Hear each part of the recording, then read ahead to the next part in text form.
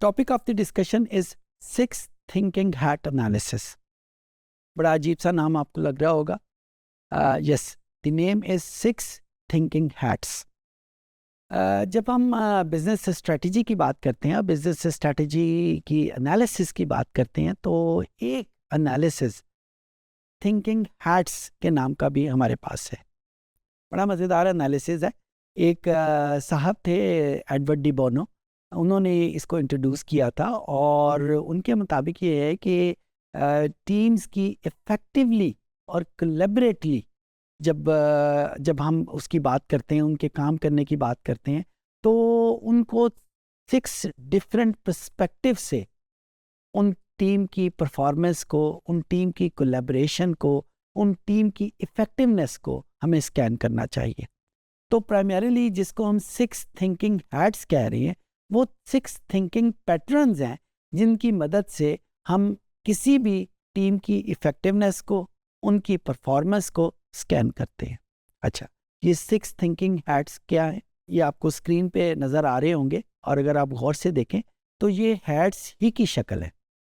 यानी एक आदमी जब फैक्ट्स की बेस के ऊपर बात करता है तो फैक्ट्स वाला हैट उसके ऊपर होता है, या एक टीम में कुछ बंदे या एक बंदा ऐसा होना चाहिए जो फैक्ट के ऊपर बेस करके फैक्ट वाला हैट उसने पहना हो. दूसरे नंबर के ऊपर फीलिंग्स वाला हैट, तीसरे नंबर के ऊपर क्रिएटिविटी, चौथे नंबर के ऊपर पॉजिटिविटी, पांचवें नंबर के ऊपर एनालिसिस और छठे नंबर के ऊपर जजमेंट.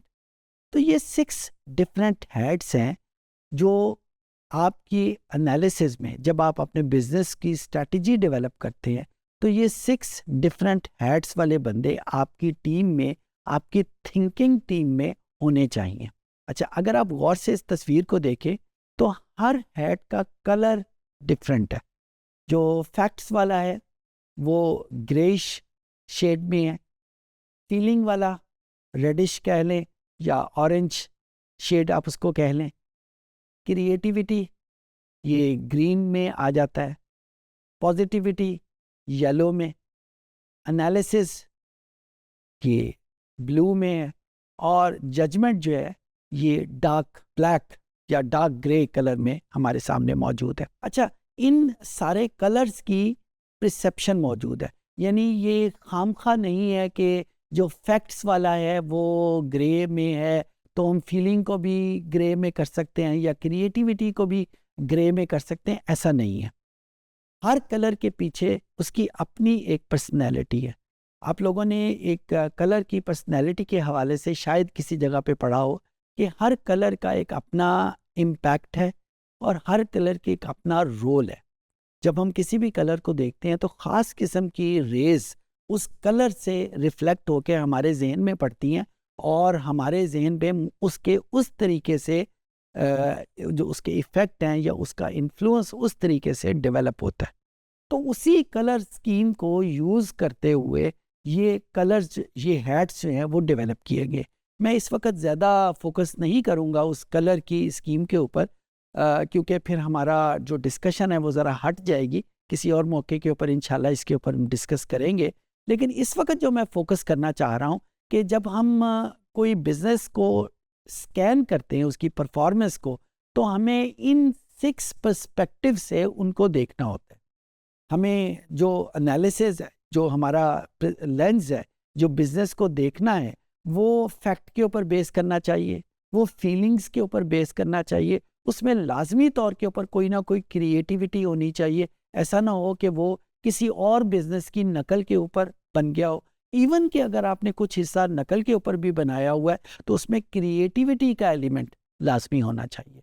सिमिलरली वो पॉजिटिव होना चाहिए, नेगेटिविटी के ऊपर बेस नहीं होना चाहिए. पॉजिटिविटी एक इमोशन का नाम है.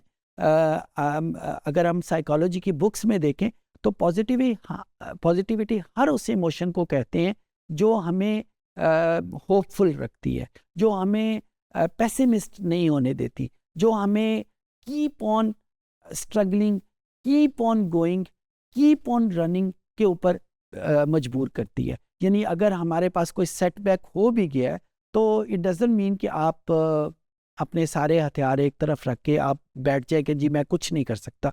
पॉजिटिविटी उस चीज़ को कहते हैं जो आपकी आपकी अंदर होप को जिंदा रखती है।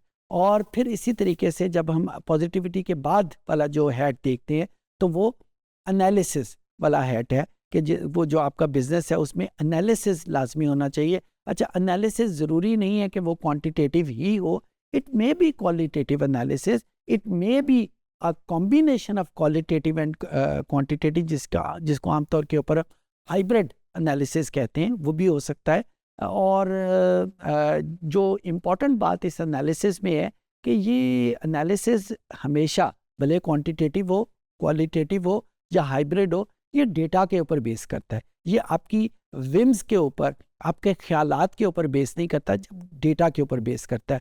जो फैक्ट्स हमने पहले हैट में, ग्रे हैट में हमने स्टडी किए हुए हैं, उन्हीं को यूज़ करते हुए हम इसको एनालिसिस को डेटा के ऊपर फेस करके कुछ ना कुछ जो आउटपुट है वो निकालेंगे। और फिर आखिरी हैट जो है वो जजमेंट के ऊपर है। जजमेंट हमारे अपनी डिसीजन को कहते हैं कि यानी कोई भी जब हमने डिसीजन लेना हो तो जब तक उसमें ये 5 एलिमेंट शामिल नहीं होंगे, यानी कौन से 5 एलिमेंट? फैक्ट्स का, फीलिंग्स का, क्रिएटिविटी का, पॉजिटिविटी का और एनालिसिस का, उस वक्त तक हम डिसीजन नहीं ले सके। अगर हम लेंगे तो वो डिसीजन गलत होगा according to the philosophy of this particular analysis, जिसको हमने 6 थिंकिंग हैट का नाम दिया।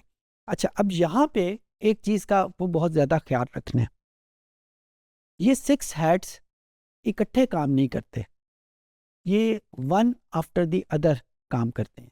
आप इमेजिन करें कि एक मीटिंग रूम है, उस मीटिंग रूम में 5-6 बंदे बैठे हुए हैं और एक बॉस एक तरफ बैठा है, और वो बंदा बॉस जो है वो उन 6 के 6 बंदों की बातें सुनता है। तो एक ही वक्त में तो 6 के 6 बंदे अगर बोलना शुरू कर दें तो फिर तो किसी की बात नहीं समझ आएगी। बिल्कुल वही कॉन्सेप्ट ये है कि आप इन 6 के 6 हेड्स का जो कॉन्सेप्ट है या जो रोल है वो वन आफ्टर द अदर है, इनको इकट्ठा यूज नहीं करना। यूजुअली जो टेक्निक्स, जो सीक्वेंस यूज की जाती है, कोई पर्टिकुलर सीक्वेंस नहीं है, लेकिन ये बॉस के ऊपर डिपेंड कर रहा होता है कि वो किस पर्टिकुलर पर्सपेक्टिव को पहले रखना चाहता है।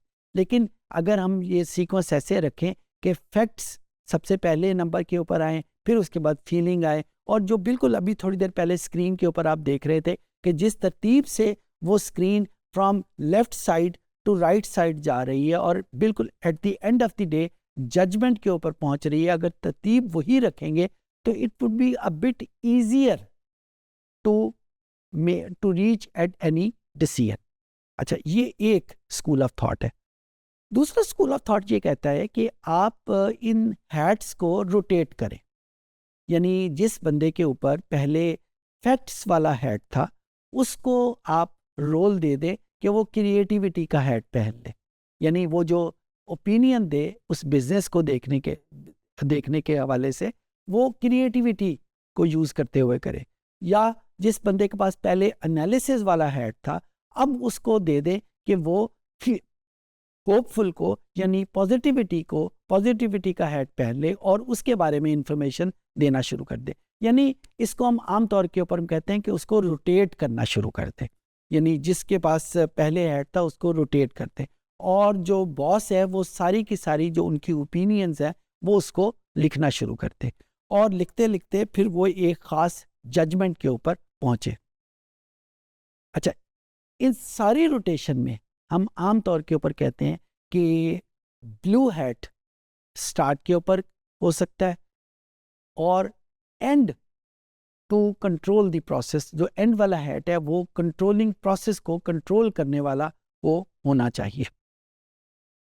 और स्कूल ऑफ थॉट ये कहता है कि इसमें कोई भी सीक्वेंस नहीं होनी चाहिए, ये किसी भी रैंडमली, कभी इसकी तरतीब कुछ हो कभी इसकी तरतीब कुछ हो, वो किसी भी तरतीब से आपके सामने आ सकते हैं। दूसरे मानों में जो बात मैं फोकस करना चाह रहा हूँ वो ये है कि ये 6 थिंकिंग पर्सपेक्टिव है किसी भी बिजनेस को देखने के लिए। तो जब ये 6 थिंकिंग पैटर्न जिस मर्जी तरतीब से हो, जिस मर्जी सीक्वेंस में हो, लेकिन इम्पॉर्टेंट बात ये है कि ये वन आफ्टर द अदर होने चाहिए, इकट्ठे ही नहीं बोलना चाहिए, नंबर 1 बात। नंबर 2 बात, हर बंदे से रोटेट ज़रूर करवाना चाहिए कि कभी वो आपको पॉजिटिविटी के बारे में इंफॉर्मेशन दे रहा हो, कभी वो आपको फीलिंग्स के बारे में इंफॉर्मेशन दे रहा हो, ताकि एक कंप्लीट आइडिया उस बिज़नेस के बारे में आपके सामने आ जाए।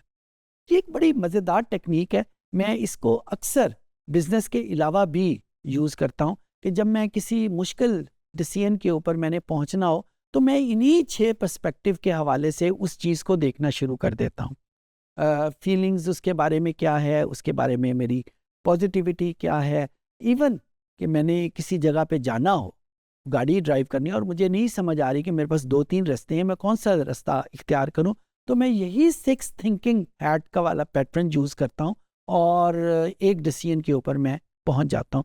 अच्छा, अब यहाँ पे क्योंकि मेरे पास और मौजूद नहीं होते, तो मैं रोल प्ले करता हूँ उन 6 बंदों का। कभी मैं अपने ऊपर से हैट उतार के फैक्ट वाला हैट डाल देता हूँ, कभी ये फैक्ट वाला हैट उतर के पॉजिटिविटी वाला हैट आ जाता है, कभी डिसीजन वाला यानी जजमेंट वाला हैट रख लेता हूँ। जब मेरे पास जजमेंट वाला हैट मैंने पहना हुआ है, तो वो जजमेंट वाला मैं डिसीजन के हवाले से बोलना शुरू कर दूंगा।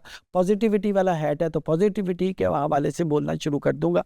तो it's a jolly good technique and it's completely different from SWOT analysis. It is completely different from PESTEL. It is completely different from most analysis and other methods of strategy developing. But it's a beautiful technique to reach at any particular decision. I hope you could understand the concept.